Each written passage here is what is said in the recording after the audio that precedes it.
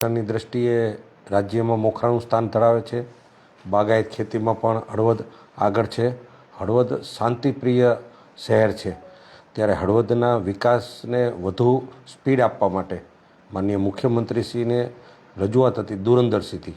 Halvad Sara road બહુ વિકસી રહ્યો છે. તો હાલ એ રોડને જે જમીન હોય 24 મીટર હતી, તો લાંબા ગાળાના લક્ષ્યને ધ્યાનમાં રાખી એ 4 લેન રોડ કરવા માટે 45 મીટર જમીનથી કરી, એટલે કે જે 15, 20, 25 વર્ષની સાપેક્ષમાં જોઈ 6 ટ્રેક લગી પણ એ જમીનનો તૂટો ન આવે. એટલે હાલમાં એ 4 લેનની મંજૂરી આપી છે.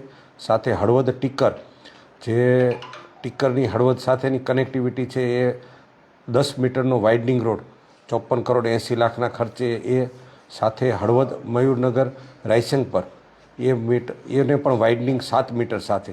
એટલે એવી રીતે કરી અને કુલ 169 કરોડના રોડો સરકારશ્રીએ મંજૂર કર્યા છે. એટલે હું હળવદની જનતા વતી સરકારનો આભાર માનું છું. માનનીય મુખ્યમંત્રી શ્રી પાસેથી આપણે હળવદ ધાંગધ્રા વિસ્તાર માટે કરોડો રૂપિયાના કામો આપ્યા છે. હાલમાં પણ હળવદ નગરપાલિકાનું 14મી તારીખ આસપાસ એક 50 કરોડથી વધુના કામોના ખાતમુહૂર્તનો પણ એક કાર્યક્રમ મંત્રીશ્રીના હાથે કરાવવાનું આયોજન છે. હળવદના વિકાસ માટે હળવદ સ્પોર્ટ્સ સંકુલ, કે જે અત્યારે સંપૂર્ણ થઈ ગયું છે, એ પણ 14 તારીખે લોકાર્પણ કરવાની ગણતરી છે. નવા હળવદના કામો માટે હળવદમાં ઓડિટોરિયમ માટેની જમીન પણ કલેક્ટરશ્રીએ આપણને ફાળવી છે. હળવદની નવી નગરપાલિકા માટે હળવદમાં તાલુકાની લાઇબ્રેરી અને લાઇબ્રેરી માટે પણ 10 કરોડ રૂપિયાની દરખાસ્ત આપણે કરી છે. મોડલ ફાયર સ્ટેશન માટેનું પણ દરખાસ્ત કરી છે. હળવદમાં અત્યારે જે અગાઉ જે રોડો થયા હતા એના બ્યુટિફિકેશન અને જે એને લાઇટિંગ માટેના સાઈડના પ્યોર બ્લોકોના 12 કરોડના કામોના પણ ખાતમુહૂર્ત થશે. બીજા રોડોના બધા ખાતમુહૂર્ત થાય છે. એટલે ટોટાલિટીમાં હળવદ માટે કરોડો રૂપિયાના આયોજન છે. સાથે જે પ્રાઇવેટ સંસ્થાઓ હોય, મારા મિત્રો હોય, એ બધા પાસેથી CSRના પૈસાથી હળવદમાં હાલમાં 2 હિટાચી ગીર ગંગાના કાર્યરત છે. તળાવ ઊંડવા કરવાના સેવાભાવી સંસ્થાથી આપે છે.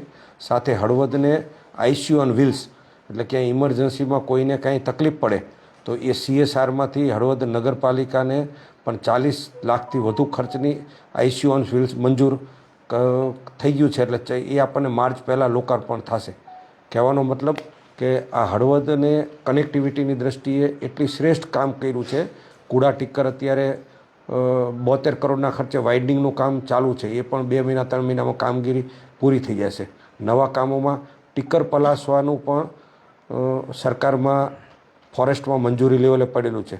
એ પણ એની પાછળથી ટીકર પલાસવાળો રોડ બનતા પલાસવાથી ટીકર, આ ટીકરથી વાઇડનિંગ રોડ હળવદ સુધીનો, અને હળવદથી સરાનો 4 લેન, અને આગામી દિવસોમાં સરા થાન ચોટીલા અને એને જસદણ સુધી વધારવાની યોજના છે. એટલે કહેવાનો મતલબ કે આટલી બધી યોજના દ્વારા હળવદનો સરાઉન્ડિંગ ઇન્ફ્રાસ્ટ્રક્ચરની દ્રષ્ટિએ કોઈ પણ જાતના કામ બાકી નહીં રહે ને, એવું આ વર્ષમાં અમારું આપણા બધાનું પ્લાનિંગ છે.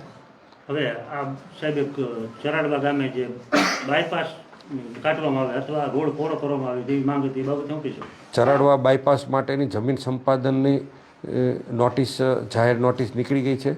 5-6 સર્વે નંબરો આવે છે, બાકી સરકારી જમીન છે.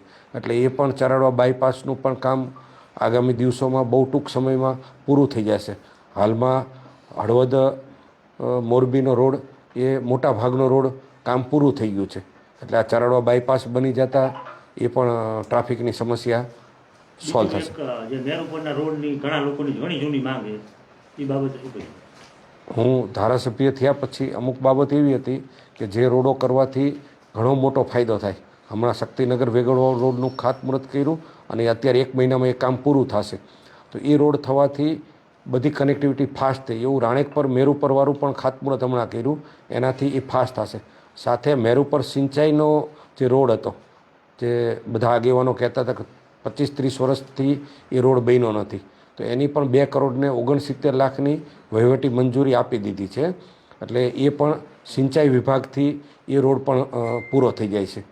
તો બધા કામો અત્યારે હળવદનો હાલમાં આપણે વિકાસ નકશો ડીપી બનાવ્યું.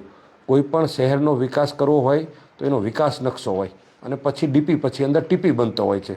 તો હળવદના ડીપીનું પણ આયોજન થયું છે ને એના માધ્યમથી રિંગ રોડ બનશે.